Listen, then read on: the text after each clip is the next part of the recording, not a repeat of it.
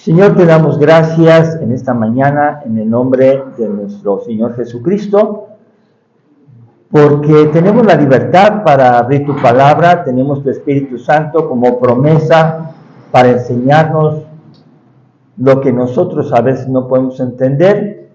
Tenemos esta reunión con gozo, nos podemos conocer, podemos animarnos unos a otros, pero queremos, Señor, que tú a través de tu Espíritu Santo nos dirijas en esta mañana para comprender tu palabra, para que ella toque nuestro corazón y para que nos transforme.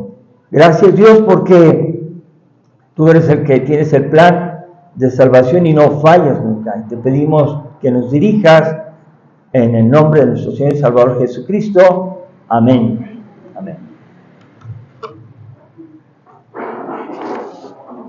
A los que les tocó apunte, y si alguien quiere un apunte al final y lo quiere, bueno, pídaselo al que no lo quiere, para que no se queden aquí guardados.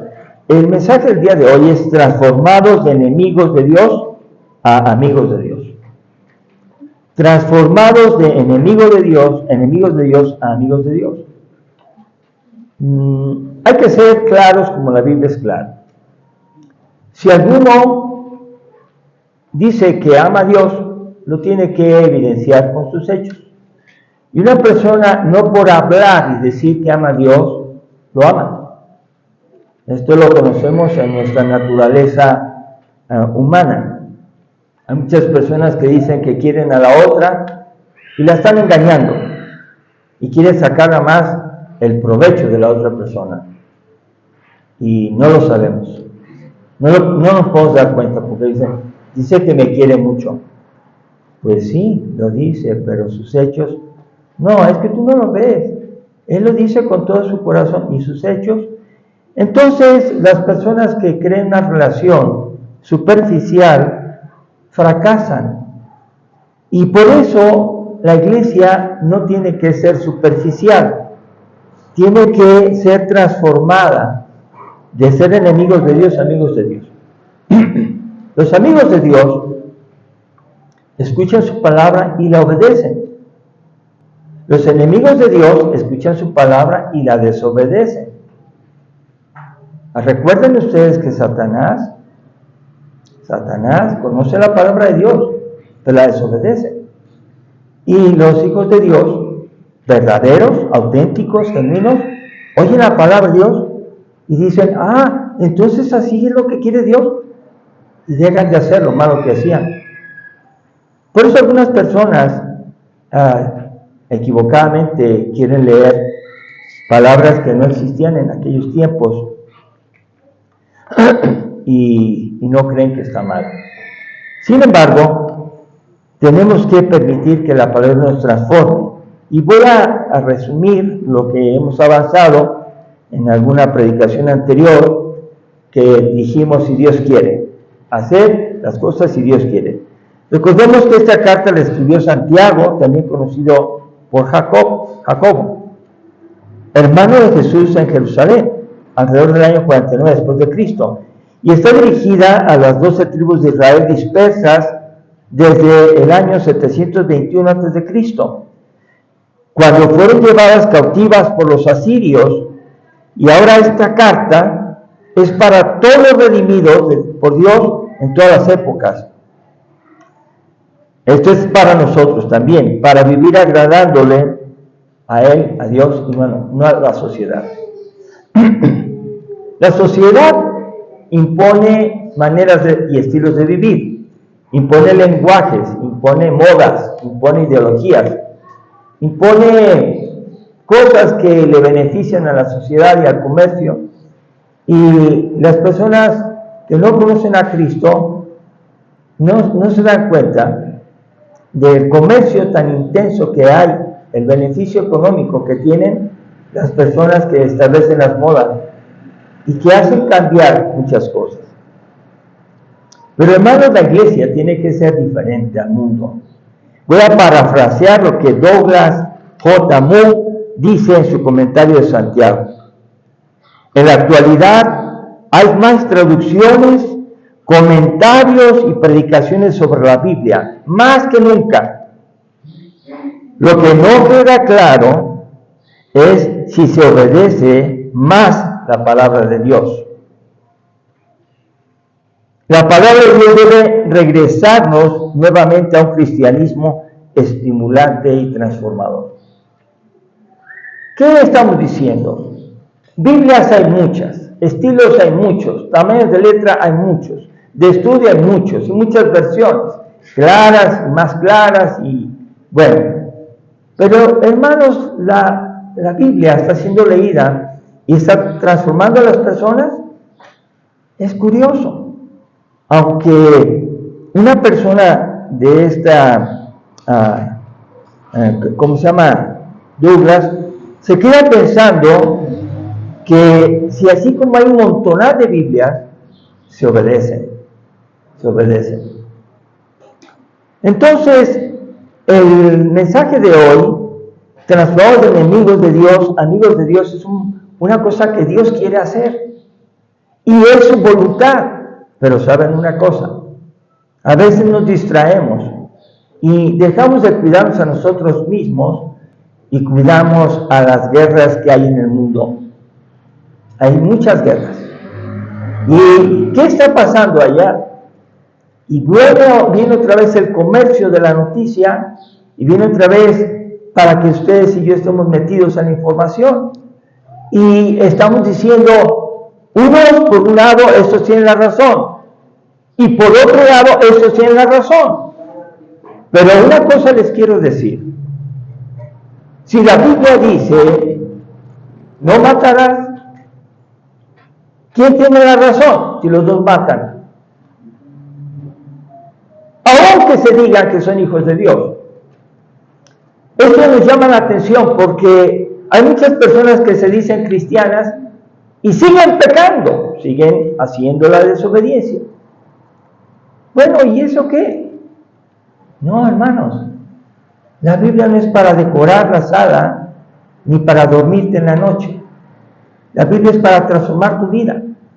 Y la guerra principal que tenemos, de donde surgen las guerras gigantescas, vamos a leerlo ahora en Santiago 4, 1 a 13. Son tres cosas las que vamos a revisar. El problema de las guerras, la causa de las guerras y la solución a las guerras. Entonces, ustedes dirán, yo no puedo hacer nada por aquel lugar. Bueno, vamos a ver qué es lo que nos pide. El problema de las guerras y pleitos están en uno mismo. Y hay que entenderlo. Las guerras, para Dios son tan importantes y que no las quiere, así sea entre dos personas en un matrimonio, y esas guerras que causan dolor, sufrimiento, todo lo que ustedes ya saben y conocemos porque pertenecemos a una naturaleza caída, y lo que queremos es vivir a gusto. Pero si la otra persona no me da lo que yo quiero porque quiero que me trate bien, yo termino diciéndole, ya no te amo. Me eres un enfado. Y ahí empieza la guerra. Y luego le contesta a la otra persona, ¿y tú qué crees? ¿Que tú no tienes cola que te pise? ¿Acaso tú eres perfecto o perfecta? Y esta es una guerra, hermanos. Y una guerra con misiles nucleares que van a destruir el corazón de la otra persona. Hasta que terminan diciéndose, nos separamos. Y luego creen la mentira de que sí va a haber una persona que las quiera o los quiera. Y resulta que nadie nos va a querer. Y hay personas engañadas que han tenido 3, 5. Una vez una persona me dijo, me he casado 6 veces y todavía no encuentro la felicidad. ¿Cuál es el origen de las guerras? El corazón del ser humano. Y la guerra cambia si tú solamente eres una persona sencilla, así eres el presidente municipal, si eres un gobernador, si eres el presidente de la república. Entonces tu coraje se va a ir más allá. Y entonces empiezan a señalar. La rebeldía y la maldad de tal presidente es increíble. porque ahora sus decisiones son pesadas, son duras y matan gente. Pero hermanos, ¿cómo acabamos esas guerras?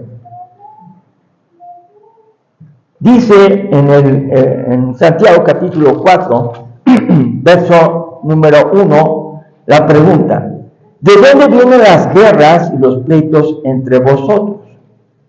¿No es de vuestras pasiones las cuales combaten en vuestros miembros? Fíjense, ahí empieza con la pregunta, conociendo el origen de las guerras. Entre vosotros, si ustedes recuerdan lo que dije en la introducción, esta carta es universal y dirigida a los judíos que fueron perseguidos y llevados cautivos por Asiria. Y ellos ya no regresaron a Jerusalén. Pero estos judíos o hebreos expatriados empezaron a tener la tendencia a adoptar las costumbres de donde vivían. Y entonces, si allá hacían aquello, pues yo lo hago también. Y así empiezan a agarrar las modas y los estilos de hablar. Y la sociedad empieza donde están ellos a imponer. Entonces, por eso Dios ayuda a Santiago y le explica para que él diga de dónde vienen las guerras. Vienen de ustedes mismos, vienen de sus pasiones, esas pasiones que combaten en su mismo cuerpo, y podemos decirlo de dos maneras: pasiones que combaten en un grupo de iglesia donde toman facciones, y a mí me cae bien fulano y yo me junto con fulano, y a mí me cae bien sutano y me junto con fulano, y esas facciones hacen problemas. Pero también en nosotros, cuando decimos, híjoles, yo quiero hacer esto, aunque no sé si lo debo hacer, pero quiero hacerlo, es una lucha interna. Las pasiones interiores egoístas de las personas. Cuando dices, yo quiero. La Biblia enseña claramente que nadie busque su propio bien, sino el del otro. Y la vida cristiana es ¿cómo amaneciste? ¿Qué puedo hacer por ti? Y si los dos hacen eso, el hogar va a ser un hogar feliz. Eso no se hace. Se dice, tráeme los zapatos, ya te desayuno. ¿Por qué hiciste eso? No me gusta, ya lo sabes. Incómodos. Y empieza la guerra. Pues come si quieres. Y vienen a la iglesia y cargan su Biblia. Y a propósito llegan tarde. ¿Qué es lo que pasa ahí? El Evangelio entonces está siendo tomado como una especie de adorno en la vida cristiana. Y aquí estoy, me decoro y asisto. Y me voy al mundo otra vez a hacer lo mismo. Las pasiones o intereses egoístas de las personas son el problema. Lo dice aquí dos cosas: codician y no consiguen, desean las cosas y no las tienen. Una persona que quiere algo y no lo tiene, yo le pregunto cómo vive. ¿Feliz o infeliz? Vive infeliz, porque le falta algo. Codician y no tienen. Y entonces empiezan a ver con enojo o con envidia a aquel que tiene, y quieren lo que aquel tiene. Esto hay que tener mucho cuidado, mucho cuidado. No tener no significa infelicidad, y tener no significa felicidad. Estar en Cristo, conforme con lo que tienes, eso es felicidad. No busques más de lo que Dios te puede proveer, pero búscalo lícitamente. Lo voy a decir con mi corazón. No participemos en las obras infructuosas de las tinieblas.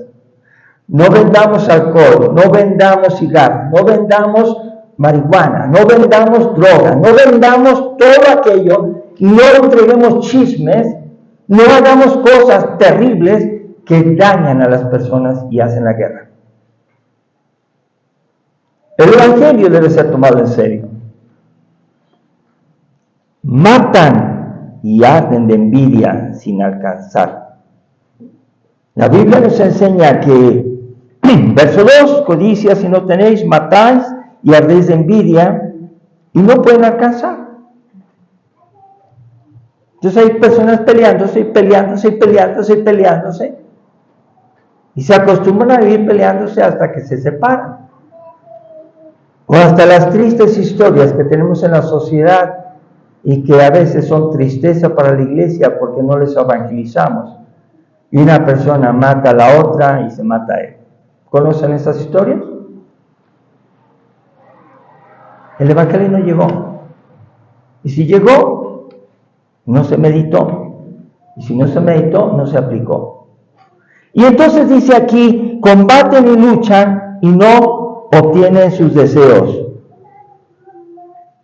Ah, caray, entonces están duro y duro tratando de conseguir las cosas, pero hay una cosa que tienen. También en ese verso número 2 dice, no tienen lo que deseas porque no piden. Y va con el 3, piden y no reciben porque pedís mal para gastar en vuestros deleites. No piden. Viven, voy a trabajar, voy a sacar dinero, voy a viajar, voy a hacer esto, voy a hacer aquello, y voy a hacer esto, y no me molestes, no me interrumpas, yo tengo que hacer esto. Oye, y Dios, luego.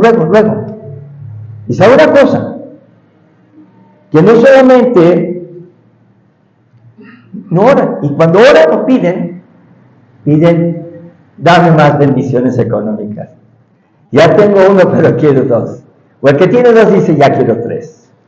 Y así se la pasa, enriqueciéndose de la forma material, gracias, de la forma material. Pero si le preguntas, ¿cómo está tu familia? No le he visto, ando haciendo mucho trabajo. ¿Cuál es tu primera responsabilidad? Yo pregunto, ¿la familia o el trabajo? La Biblia dice que amarás al Señor tu Dios, sobre todo, con todo tu corazón, con toda tu mente, con todas tus fuerzas, con toda tu alma, y luego dice, y a tu prójimo como a ti mismo. Y los más próximos que tenemos es la familia, con quien convivimos, comemos, dormimos y debemos platicar. Y entonces, hermanos, las personas se vuelven egoístas, porque dicen así en el verso 3, para gastar en vuestros deleites. Lo que a ti te deleita, a mí no me deleita. Déjame hacer mi voluntad. Y en aquellos años que había televisión, una sola televisión en la casa, en aquellos años que no había tanta tecnología, yo recuerdo que había quienes se peleaban, porque a mí me dejas ver mi programa y ya es a la misma hora que el tuyo, y era un pleito, ¿sí o no? Y querían verlo. Y había, total que decía, ¿para qué me sirve la televisión? Para puros problemas. Yo pregunto, ¿la televisión es el problema? Son las personas egoístas que no han escuchado el Evangelio de Jesús, o que lo han escuchado y no lo han obedecido. Entonces dice ahí, no piden mal. Ese es el problema que se vive. Y hermanos, ustedes vean, ¿alguna vez usted como varón ha tenido que dormir en la sala? ¿Alguna vez usted ha tenido que quedarse con la comida en la cocina porque no comió, por el berrinche? Y usted alguna vez tendrá que haber deseado no ir a su casa. ¿Para qué voy? Son puros problemas. Hermanos, en la iglesia eso no debe pasar. Si pasa es porque no hemos comprendido o no nos hemos convertido. Y qué feo es vivir así. Acuérdense que el ladrón vino a hurtar, matar y destruir. Y Jesús vino para que tuviéramos vida y vida en abundancia. Entonces la iglesia tiene que aprender a vivir en abundancia, disfrutando. Y no digo abundancia porque tengas mucho dinero, sino porque lo poquito que tienes lo disfrutas como si fueras millonario. Y a veces los pobres tienen más felicidad que los ricos. La causa, ese es el problema de la causa, 4 y 5 del capítulo 4. Oh almas adúlteras, ¿no sabéis que la amistad del mundo es enemistad contra Dios? Cualquiera pues que quiera ser amigo del mundo se constituye enemigo de Dios.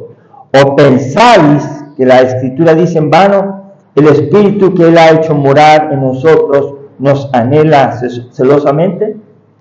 ¿Cuál es la causa? Que hemos adulterado espiritualmente. Sí, yo tengo una sola mujer y no he cometido adulterio o infidelidad con otro hombre o otra mujer. No, no lo he hecho, pero has adulterado delante de Dios porque tú te has enamorado y vives amando el mundo y no me amas a mí. Dios en su palabra, Antiguo Testamento, habla mucho de esto, no voy a abundar. Así que lean la Biblia y van a encontrar ahí que Dios ve a su pueblo, el pueblo hebreo, como alguien infiel. Infiel. Y hay personas infieles que la infidelidad está donde Dios quiere curar, en el corazón. No se trata de guardar apariencias. Se trata de hacer la voluntad de Dios desde el corazón. Donde está el egoísmo, donde está el deseo, las pasiones desordenadas, la lujuria, la lascivia, la ambición. Y ustedes saben eso. Yo lo sé porque todos somos naturales de caída. Entonces ahora la causa es la ignorancia de los deseos de Dios. Dice ahí, ¿o pensáis que la Escritura dice en vano? Está escrito. Y lo que está escrito, ¿crees que está ahí nomás sin valor? Lo que está diciendo la Biblia, en ese pedazo de Biblia, en ese texto, tiene que tocar tu corazón y tienes que arrepentirte. No está en vano, no está de decoración. Dice ahí claramente, ¿o pensáis que la Escritura dice en vano? Y ahí dice, hay una pregunta primero. ¿No saben? ¿No conocen? ¿No conocen? Dice aquí que la amistad del mundo es enemistad contra Dios. Bueno, cada persona tenemos nuestros gustos. Dios no está en contra de que seamos felices y tengamos un deporte, tengamos una actividad que nos recrea. Dios no está en contra de que seamos felices. Pero cuando tú pones esa diversión o ese entretenimiento por encima de Dios, Dios dice, tú amas lo tuyo, no me amas a mí, y eres un adúltero espiritualmente. Un ejemplo. Si una caricatura tiene un mensaje liminal o subliminal acerca del pecado, y yo la amo, yo la protejo, yo la publico, yo la proporciono, la promuevo, pregunto, ¿está bien amar eso que contradice la voluntad de Dios? ¿Está bien? No.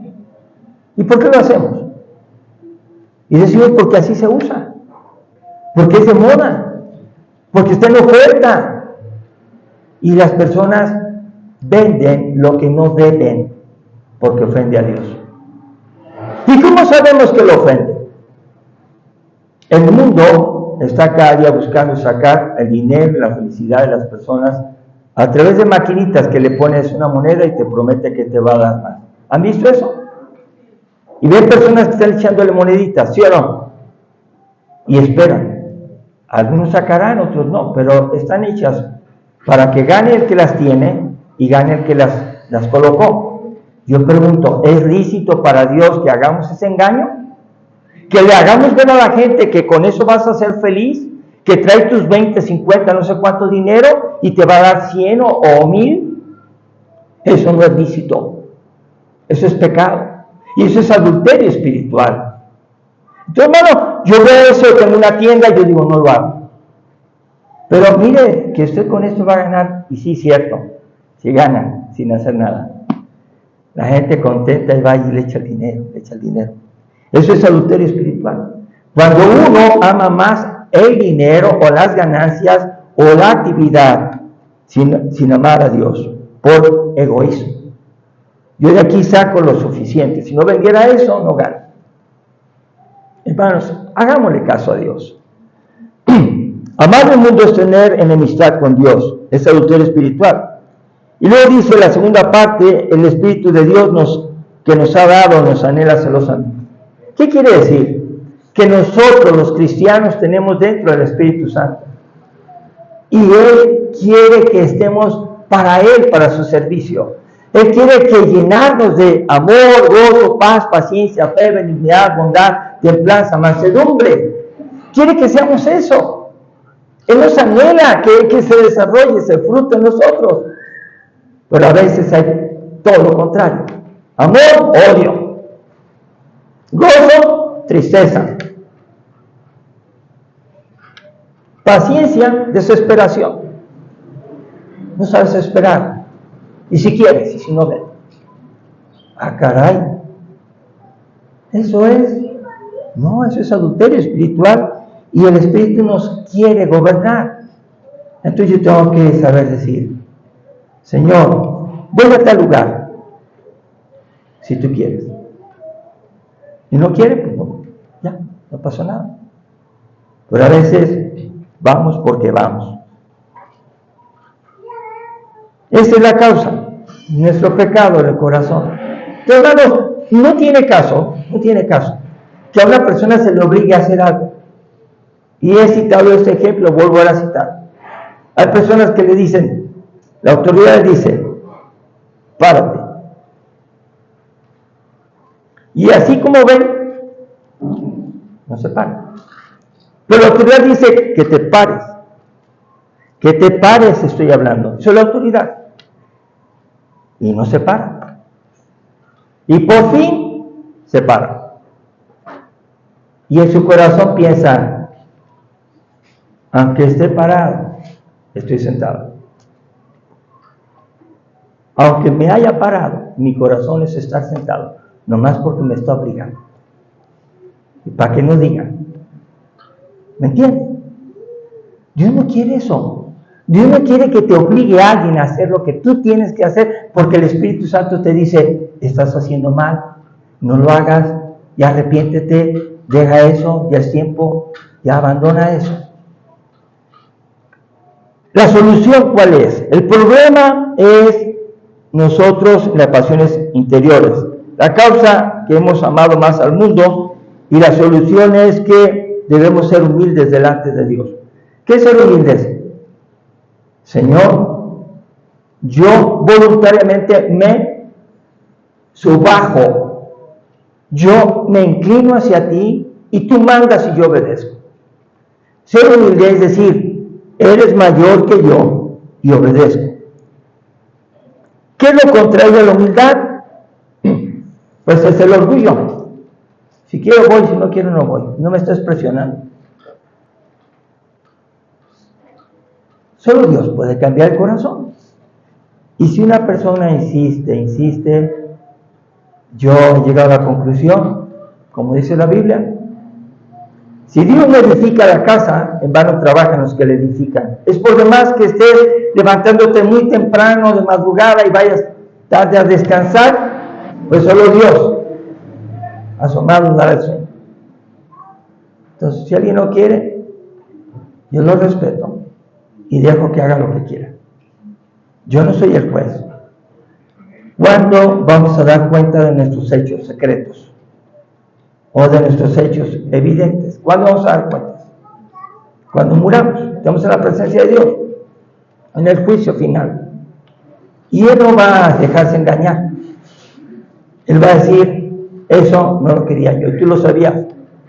Porque te lo dije a través de la palabra, porque lo dije a través del Espíritu Santo, porque lo dije a través de tu conciencia, porque lo predicaron, porque lo viste, y tú lo seguiste haciendo. Hermanos, no necesitamos el fruto de la maldad. Yo no necesito más de lo que Dios me da. Estoy contento con lo que Él me da. Y no necesito hacer cosas para sacar más dinero. No necesito mentir. La solución es ser humildes delante de Dios. Y dice la palabra en ese versículo que estamos, verso 6, pero Él da mayor gracia, por esto dice, Dios resiste a los soberbios y da gracias gracia a los humildes. Los soberbios, hermanos. Hay una palabra que la quise escribir porque me costó trabajo aprenderla o leerla. Juperéfanos. Juperéfanos. Juperéfanos significa soberbios. Entonces ahora podemos decir esa palabra, no seas juperéfano. Y va a decir, ¿qué te traes tú? No seas juperéfano, no seas soberbio. ¿Y qué quiere decir soberbio? Tú a mí no me dices nada, hazte para allá. Mira, lo que tú sabes es así, lo que yo sé es así. Entonces, lo que tienes que hacer es, calmado, yo sé más que tú. Eso es soberbia. Cuando alguien se acerca un soberbio, rebota, lo es rebotar. Debemos someternos a Dios, dice ahí, verso 7, Dios da gracia a los humildes, los bendice. Someteos pues a Dios, resistid al diablo y irá de vosotros. Someteos pues a Dios. Dios dice en su palabra, no matarás. ¿Y tú qué vas a hacer? No matar. Y cuando alguien dijo, yo no mataba a nadie, mira, lee el Evangelio de Mateo, cuando dice, el que se enoja con su hermano, el que le dice necio y el que le dice fatuo. Los tres están mal, porque están matando a su hermano. Jesús dijo, ustedes han oído, no matarás, pero yo les digo, cualquiera que se enoja con su hermano, le dice necio, le dice inservible, lo ofende, está matándolo. Entonces el cristianismo no es para cualquiera, es para aquel que dice, escucho la palabra y a partir de hoy pido al Señor no ofender a mi prójimo y pido tratarle con dignidad porque él o ella está hecho a la imagen y semejanza de Dios. No quiero ser juperéfano, no quiero ser eso, quiero ser humilde.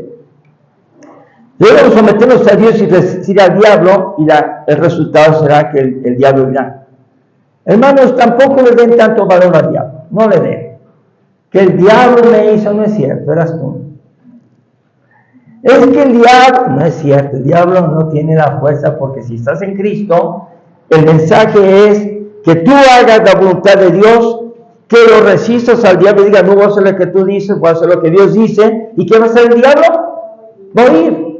Entonces, ¿por qué razón el diablo triunfa en la vida de algunos que se dicen cristianos? ¿Por qué triunfa? Porque no lo resistimos, porque no lo sometimos a Dios y porque le dijimos, ay diablo, creo que me está gustando. Ese es el problema, somos nosotros. El pecado está en nosotros, el diablo. Él ofrece, pero no obliga. Debemos acercarnos a Dios en oración. Así dice el versículo, acercaos a Dios, verso 8, y Él se acercará a vosotros. Pecadores, limpiad las manos, vosotros de doble ánimo, purificad vuestros corazones. Debemos someternos a Dios, debemos acercarnos a Dios y Él se acercará. ¿Cómo voy a acercar? ¿Cómo te acercas a tus negocios? ¿Cuántos hablan de sus negocios? Compra, te ofrecemos, ofrezco, y lo publicamos, ¿no? Y que nos da un gusto que la gente la quiera, ¿no es cierto? Mira, ya vendí 4, ya vendí 3, mira, estoy feliz porque está pegando este comercio, mira, y yo estoy siendo la mejor vendedora o vendedor de la empresa, y estás feliz. Pero ¿qué estás haciendo para Dios? Lo que tú vendes. ¿Glorifica su nombre? Hay personas que se agregan a la iglesia, hay personas que deciden abandonar su pecado, o simplemente lo que estás haciendo es vendiéndole para que se suman más en el pecado. Acercarnos a Dios en oración y leer la Biblia, y eso es tener comunión con Dios, es pasarla bien con Dios. Luego dice abandonar el pecado con la ayuda de Dios, es la otra cosa. Pecadores, limpiad las manos, y los de doble ánimo purifican sus corazones. Límpiense, hermanos, por favor, limpiémonos. Debemos abandonar el pecado. Señor Jesús, te confieso que he pecado en esta manera y te he ofendido y te pido perdón. Y dame fuerzas para no repetirlo. Las personas van a conocer a Cristo y su poder si lo ven en nosotros. Si nos ven a nosotros como gruñones, apartados, secos, egoístas, mentirosos, si nos ven tramposos, la gente va a decir, no, es pura mentira. Abandonar el pecado con la ayuda de Dios, no podemos solos. Si tengo que tomar una decisión fuerte, me cuesta trabajo. Mi carne no quiere, porque le gusta el placer. Pero Dios te va a ayudar si quieres hacerlo. Dice, afirmarnos en Cristo y dejar de dudar. Dejar de ser de doble ánimo. Hoy estás contento con Dios y mañana no sé si voy a seguir a Cristo. No, doble ánimo no. Afírmate en Cristo y deja de dudar. Y hermanos, ¿cómo nos podemos ver? Afligiéndonos, lamentándonos y llorando de arrepentimiento del pecado.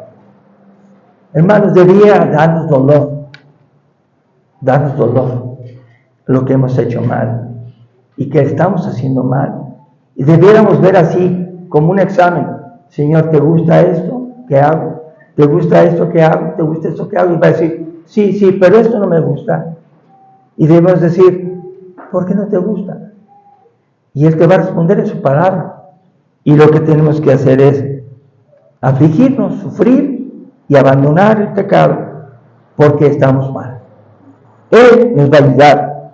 Eso nos lleva a que la risa se va a convertir en lloro, porque a veces nos reímos tanto del pecado de otros que nos da tristeza estar celebrando el pecado.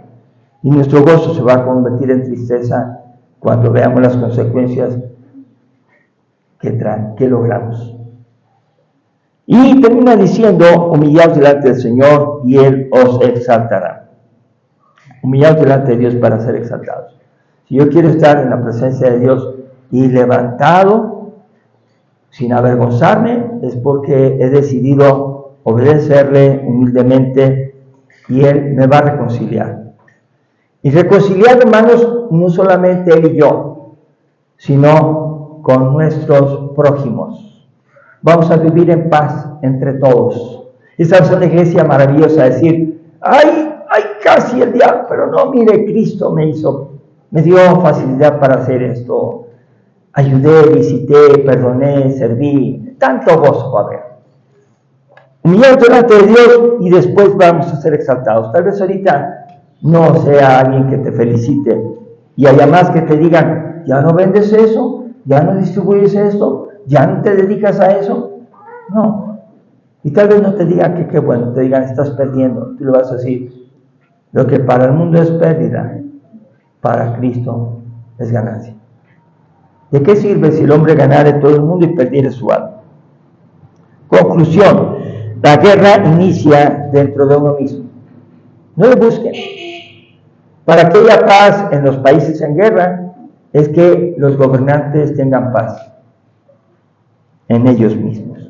Y cuando uno tiene paz, se extiende hacia los demás. Si eres soldado raso y tienes que hacer algo que no debes hacer, a ese nivel puede ser que mueras por obedecer a Cristo. Y nada más una persona se salva, o dos, o tres. Pero si eres un líder, eres un magnate, eres un poderoso, si tú te conviertes, muchas personas van a llegar a beneficiarse de tu conversión. La guerra inicia dentro de uno mismo, se extiende hacia los demás y termina con la paz en nuestras relaciones. Entonces, hermanos, no hay que ser como así ingenuos. Si una persona no tiene comunión con otra en Cristo, no hay paz. Y si no tiene paz, no está Dios actuando. Jesús nos enseña a amar a los enemigos, lo leen en casa, Mateo 5, 43 al 45. Ama a tus enemigos. Habéis oído que fue dicho, ama a tus enemigos y aborrece a tus enemigos. Y la Biblia no dice eso. Pero así lo fueron tergiversando.